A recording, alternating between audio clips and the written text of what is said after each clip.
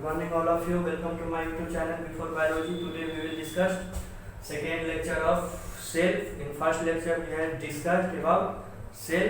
उसको सेल के बारे में हम लोग बताए थे कि सेल को बेसिक यूनिट ऑफ लाइफ क्यों कहा जाता है, उसको बिल्डिंग ब्लॉक ऑफ लाइफ क्यों कहा जाता है। तो ये हमारा सेकेंड लेक्चर है सेल के ही ऊपर ही, जो क्लास 9 का है, discovery of cell and cell theory. In this lecture we will discuss discovery of cell, जिस सेल को किसने डिस्कवर किया था और सेल थ्योरी क्या है, ये सब बातें करेंगे। तो चलिए स्टार्ट करते हैं। उससे पहले फिर से आप लोग कहना चाहते हैं कि जो भी बच्चे यूट्यूब चैनल देख रहे हैं और लेक्चर देख रहे हैं वो सबसे पहले कॉपी ले लें और पेन ले लें, ताकि जो भी हम नोट्स लिखाएं वो आप नोट डाउन कर लें, जो आपके बोर्ड प्रिपेयर के लिए सही होगा। तो चलिए स्टार्ट करते हैं। सेल को सबसे पहले रॉबर्ट हुक ने डिस्कवर किया था 1665 में। इन्होंने क्रूड माइक्रोस्कोप यूज किया था। क्रूड माइक्रोस्कोप इन्होंने यूज किया था सेल को डिस्कवर करने के लिए। ये क्या किए थे कि बार्क ऑफ ट्रीज क्या होता है? बार्क ऑफ ट्रीज मतलब होता है पेड़ का छाल। इन्होंने पेड़ का छाल से जो मोटा लेयर होता है ना, जो पेड़ के चारों ओर होता है, इतना मोटा होगा, और जो ब्लैक कलर का होता है वो छाल जो पुरान होने पर उधर जाता है, पेड़ से उधर जाता है, अलग हो जाता है, उन्होंने वो छाल लिया था। उस छाल से उन्होंने कॉर्क लिया था। कॉर्क होता है क्या चीज? Protective layer of dead cell.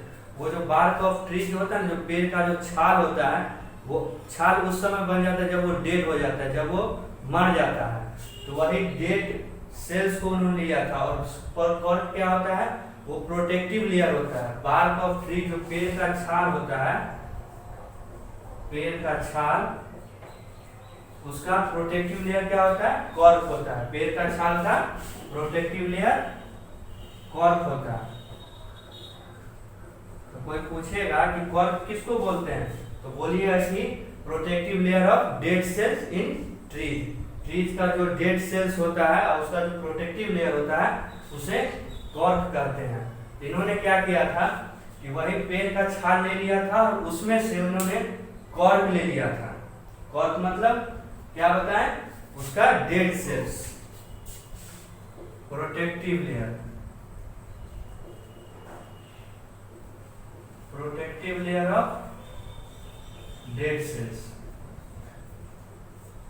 Cork को क्या बोलते हैं? Protective layer of dead sales. तो इन्होंने पेड़ का छाल का कॉर्क ले लिया था, जो protective cells of bark of trees था, और इन्होंने उस कॉर्क को माइक्रोस्कोप के अंदर देखा। एग्जामिनर थिन स्लाइस ऑफ बोतल कॉर्क का पतला सा लेयर ले लिया, सेल्स का पतला सा लेयर ले लिया, और उन्होंने माइक्रोस्कोप के अंदर देखा। तो माइक्रोस्कोप के अंदर इन्होंने देखा ना, तो इनको हनीकॉम्ब लाइक स्ट्रक्चर दिखाई दिया। क्या दिखाई दिया? Honeycomb like structure. अब हनीकॉम्ब लाइक स्ट्रक्चर क्या होता है? हनीकॉम्ब लाइक स्ट्रक्चर क्या होता है? इसको हनीकॉम्ब लाइक स्ट्रक्चर क्यों कहा जाता है? आप लोग बीज देखे हैं कि मधुमक्खी का छाता इस तरह का बना होता है, उसमें ऐसा कंपार्टमेंट बना हुआ होता है। समझने के लिए ऐसा समझिए, नहीं तो ये एकदम रफली इस तरह का हनीकॉम्ब देखिएगा छाता, तो उसके बीच में इस तरह का बना हुआ होता है, इस तरह का। इसी को हनीकॉम्ब लाइक स्ट्रक्चर कहा गया है। तो इन्होंने देखा कि माइक्रोस्कोप के अंदर कि इस तरह का स्ट्रक्चर दिखाई दिया। तो उन्होंने यही कहा, ये जो स्ट्रक्चर है, जो कंपार्टमेंट है ये वाला, इसी को उन्होंने कहा कि ये सेल्स है। क्या है? सेल्स है। यही कंपार्टमेंट को उन्होंने क्या बोला? ये सेल है। तो क्या रॉबर्ट हुक ने सबसे पहले क्या किया? रॉबर्ट हुक ने 1665 में सेल्स को डिस्कवर किया, और उन्होंने कौन माइक्रोस्कोप यूज किया था? क्रूड माइक्रोस्कोप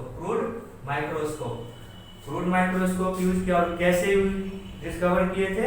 सबसे पहले उन्होंने कॉर्क लिया था, जो प्रोटेक्टिव डेड सेल्स होता है, फ्रॉम बार्क ऑफ ट्रीज के पेड़ के छाल से उन्होंने एक कॉर्क ले लिया था, और वो पतला था, और उन्होंने उसको माइक्रोस्कोप में रखा और उसमें देखा तो उनको हनीकॉम्ब लाइक स्ट्रक्चर दिखाई दिया, जो इस तरह का दिखाई देता है। तो हनीकॉम्ब लाइक स्ट्रक्चर दिखाया गया, तो उन्होंने उनमें देखा कि कंपार्टमेंट बना हुआ है। कंपार्टमेंट इसको कहा गया, ये जो गोल गोल है इसको कंपार्टमेंट कहा गया।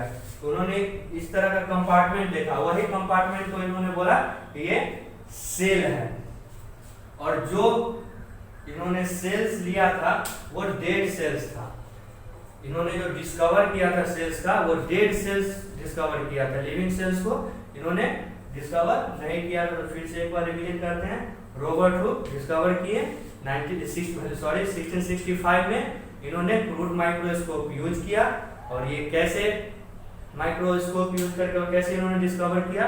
First he taken bark of tree in which he taken cork, जो protective layer of dead cells होता है, और वही protective layer of dead cells को इन्होंने क्रूड माइक्रोस्कोप के अंदर रखा। तो उन्होंने उसमें देखा कि हनीकॉम्ब लाइक स्ट्रक्चर दिखाई देता है, जो हनीकॉम्ब लाइक स्ट्रक्चर ये है, और इसके अंदर छोटा छोटा कंपार्टमेंट है।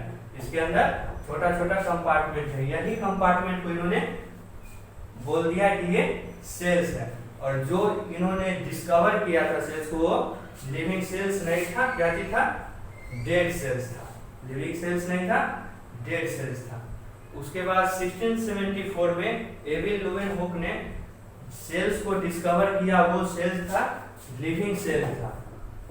रॉबर्ट हुक ने जिस सेल को डिस्कवर किया वो डेड सेल्स था, और लुवेनहुक ने 1674 में जिस सेल को डिस्कवर किए वो लिविंग सेल्स था। और ये सेल्स कहाँ लिए थे? पॉन्ड वाटर से लिए थे।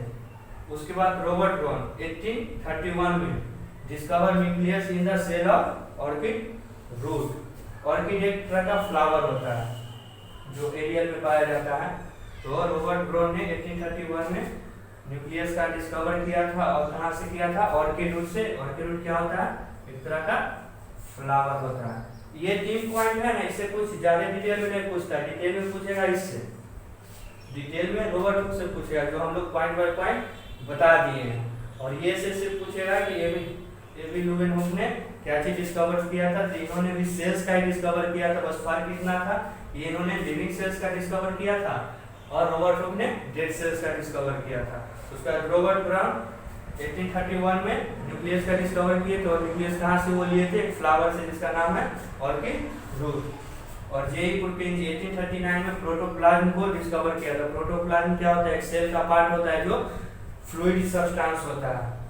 प्रोटोप्लाज्म आगे पढ़ेंगे। साइटोप्लाज्म में जो सेल्स का एक पार्ट होता है, जो जिसके सेल्स के अंदर वो फ्लूइडी पार्ट होता है। तो ये हम लोग का डिस्कवरी ऑफ सेल है। अगला हम लोग सेल थ्योरी पढ़ेंगे।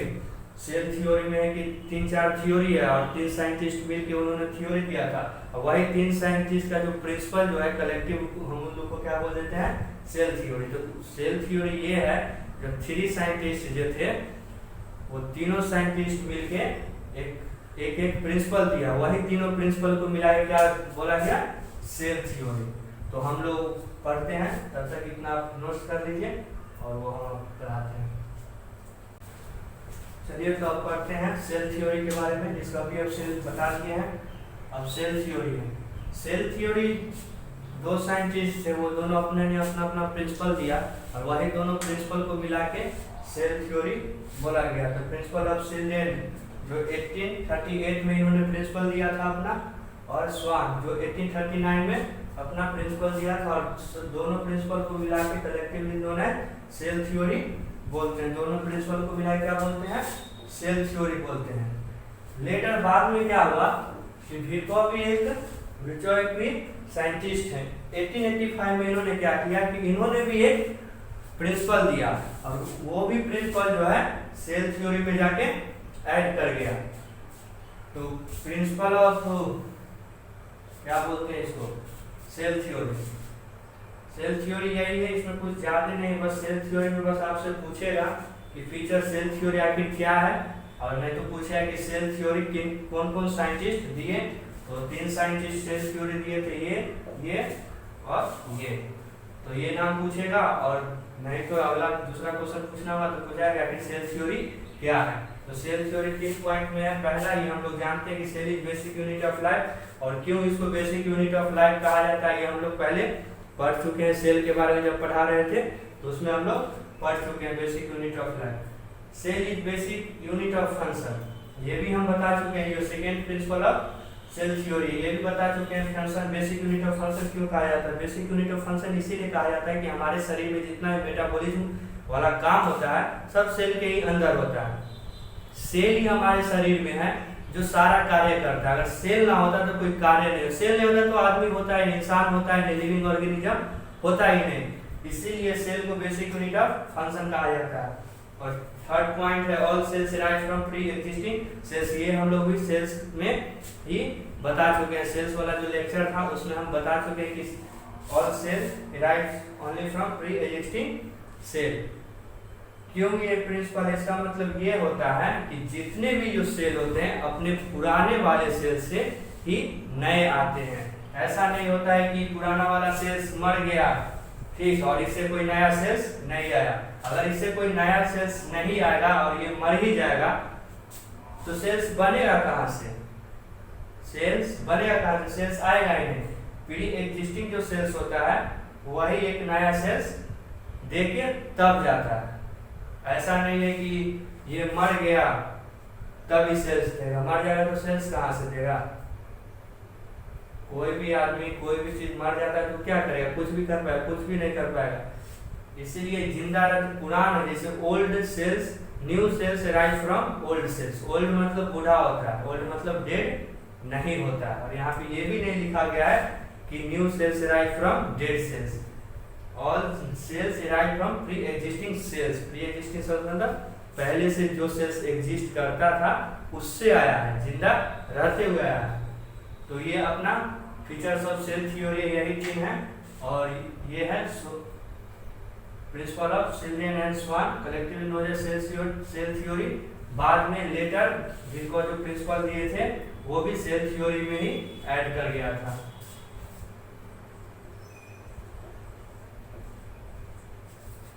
विट्रो का भी सेल प्रिंसिपल सेल थ्योरी में ऐड कर गया था।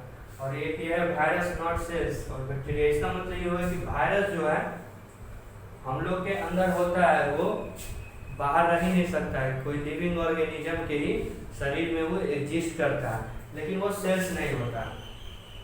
वो जिंदा है लेकिन वो सेल्स नहीं होता। और बैक्टीरिया जो है वो सेल्स है बट ट्रू सेल्स नहीं है।